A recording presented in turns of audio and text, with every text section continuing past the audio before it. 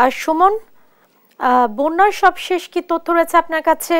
ত্রাণ সহায়তা পৌঁছেছে কিনা বা পর্যাপ্ত পরিমাণ খাবার পানি সরবরাহ হচ্ছে কিনা কি জানতে পেরেছেন আপনি?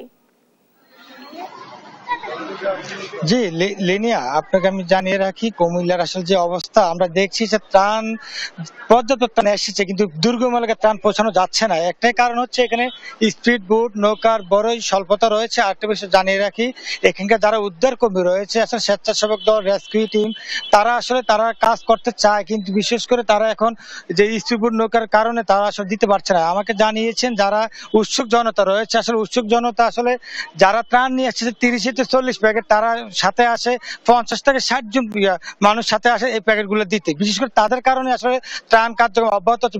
তার চেয়ে বড় বিষয় যে আশ্রয়কেন্দ্রগুলো রয়েছে, সেই আশ্রয়কেন্দ্রগুলোতে আমরা দেখেছি সেই আশ্রয়কেন্দ্রতে আমরা দেখেছি যে কুমিল্লার যারা রয়েছে তারা বলছেন যে এখন আশ্রয়কেন্দ্র নিরাপদ নয়, তাদেরকে সরিয়ে নিরাপদ স্থানে নেওয়ার জন্য রেস্কিউ টিম কাজ করছেন, বিশেষ করে হেলিকপ্টারের সহযোগিতা থাকছেন। আর আমরা কথা বলেছি যে সেনাবাহিনী এবং র্যাবের যে হেলিকপ্টার রয়েছে তারা বোধহয় আজকে থেকে আসলে কার্যক্রম পরিচালনা করার কথা রয়েছে বুড়িচং এলাকায়, বিশেষ করে বুড়িচং উপজেলা, বামনপাড়া যে উপজেলা রয়েছে। আসলে আপনারা কোথা থেকে এসেছেন, আসলে আপনাদের বাড়িঘর কি অবস্থা? যে আমাদের বাড়ি ইসাপুরা, ওইখানে আপনি অনেক পর্যাপ্ত পরিমাণ অনেক পানি এখানে থাকা যাচ্ছে না, যার কারণে আমরা এখন রাস্তায় বেরোচ্ছি। আশ্রয়কেন্দ্র থেকে আসছি বাড়ি দেখার জন্য একটু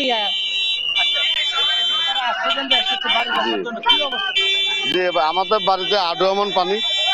এখন আমরা আশ্রয়কেন্দ্র নিরাপদ ছিলাম না, কুমিল্লা চলে গেছিলাম। এখন বাড়িতে নাকি শুনলাম যে চোর আসছে, বাড়ি দেখতে যাচ্ছে। তো এখন বাড়িতে আমার আপনার হাতে মালামাল সবকিছু ধ্বংস হয়ে গেছে, বাড়িও ভেঙে গেছে আমার। এখন আমি এখন আবার বাড়ি দেখতে যাচ্ছি যে রাত্রে নাকি চোর আসছে। এখন বাড়িতে যদি কোনো মালামাল নিয়ে যায় এটা দেখার জন্য যাচ্ছি।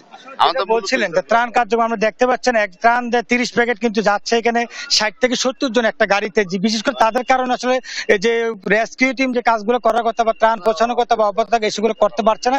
জেলা প্রশাসনের সাথে আমরা কথা বলেছি, তারা বলছে আজ থেকে বিজিবি মাঠে আছে, তারা চেক করে পাঠাচ্ছেন যে 30 প্যাকেট লোক 40 প্যাকেট লোক 60-70 জন লোক যাচ্ছেন। এটা কারণ উৎসুক জনতার কারণে আসলে ত্রাণ কার্যক্রম রেস্কিউ উদ্ধার করা যাচ্ছে না। আপনাকে আমি বলি যে কুমিল্লার যে অবস্থা, এই বিষয়টা যদি এভাবে চলতে থাকে আসলে অনেকে না খেয়ে মারা যাবে। বিশুদ্ধ পানি যত ঘাটতি রয়েছে, ত্রাণ এবং পানি থাকে সত্য দেওয়া যাচ্ছে না। কুমিল্লার যে পরিবেশ আসলে ভালো নেই। 10 লক্ষ লোক পানিবন্দী রয়েছে কুমিল্লায়, বিশেষ করে 14টি উপজেলায় 5 থেকে 6 লক্ষ লোক আসলে তারা আশ্রয়ের জন্য অপেক্ষা রয়েছে। কুমিল্লার যে আমরা জেলা প্রশাসনের কথা বলেছি, ত্রাণ দুর্যোগ কর্মকর্তার সাথে কথা বলেছি, পর্যাপ্ত ত্রাণ রয়েছে। এখন তারা আজকে থেকে আসলে রেস্কিউ টিম সমন্বয় করে কাজগুলো করা রয়েছে। বিশেষ করে ছাত্র সমন্বয় যারা রয়েছে কুমিল্লা পুলিশ লাইন, জিলা স্কুল মাঠ, ওইখানে তারা রয়েছেন। ওইখান থেকে ডিস্ট্রিবিউশন করার জন্য আজকে একটা মনিটরিং সেল গঠন করা হয়েছে, আমরা যত তথ্য পেয়েছি। এই ছিল কুমিল্লা থেকে আসলে সর্বশেষ জ্যোতি।